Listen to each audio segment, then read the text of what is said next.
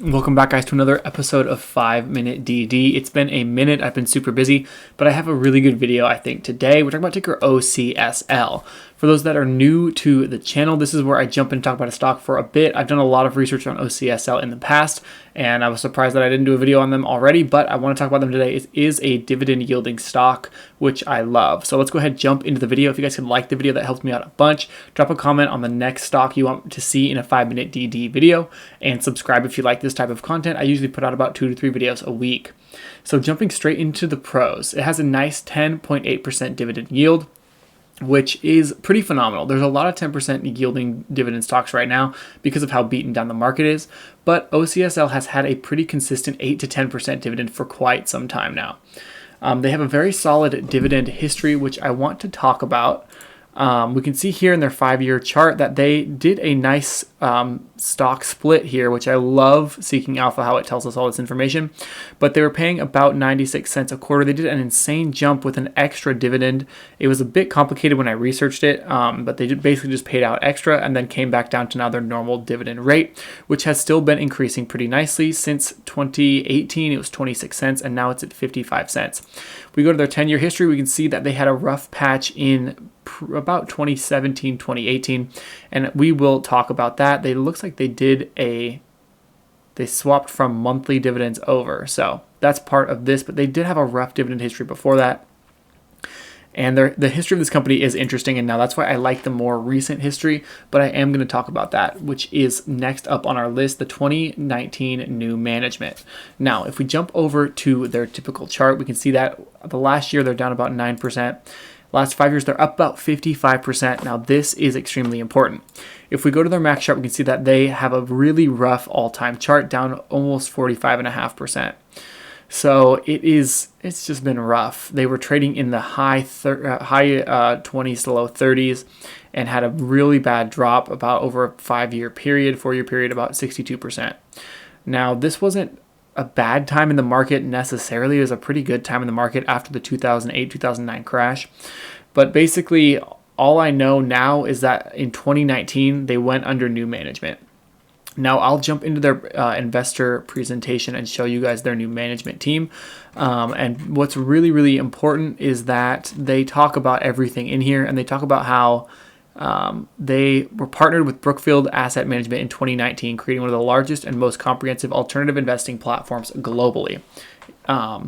This is really good news. The company was doing terribly. They had a lot going wrong with everything from price appreciation to the dividend, how they were running things.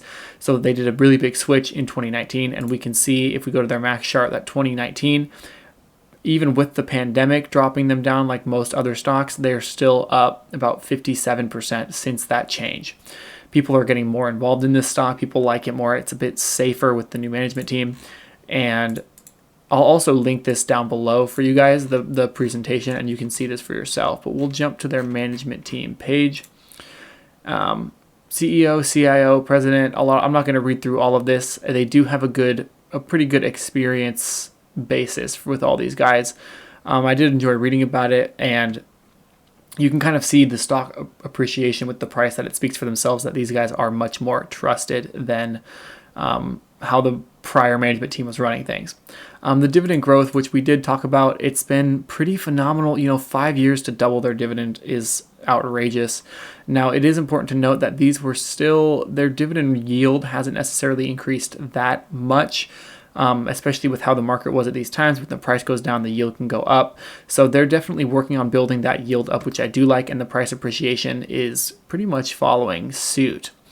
Now, jumping into this chart that I pulled from the investor portion, they just have a lot of information that I want people to be aware of. That's stuff that I would want to know before buying into this. $2.6 billion in total investments, 156 portfolio companies. For those that don't know, OCSL is a pretty large BDC.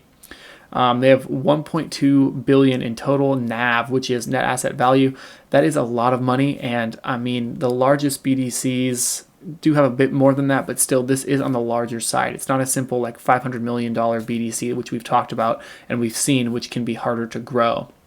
They have 72% first lien debt, 14% second, and then 7 unsecured, 7 joint.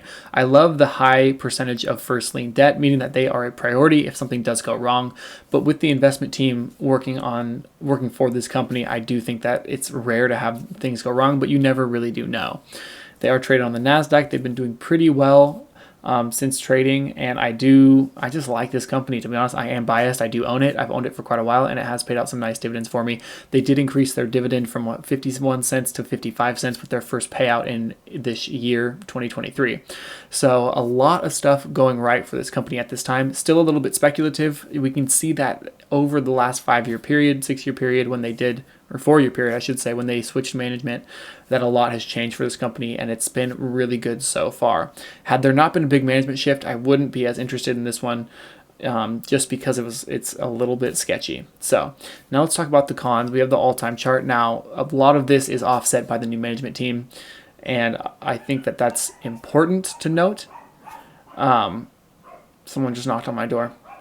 But another con is quarterly dividends. I'm not wild about the quarterly dividends, but if it's better for them and they're solid and they can keep growing it, it doesn't really matter. I just like seeing that monthly dividend income. Lastly, this is not financial advice.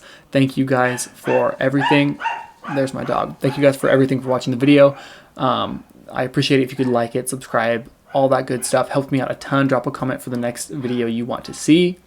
And hope you guys had a good day trading in the market.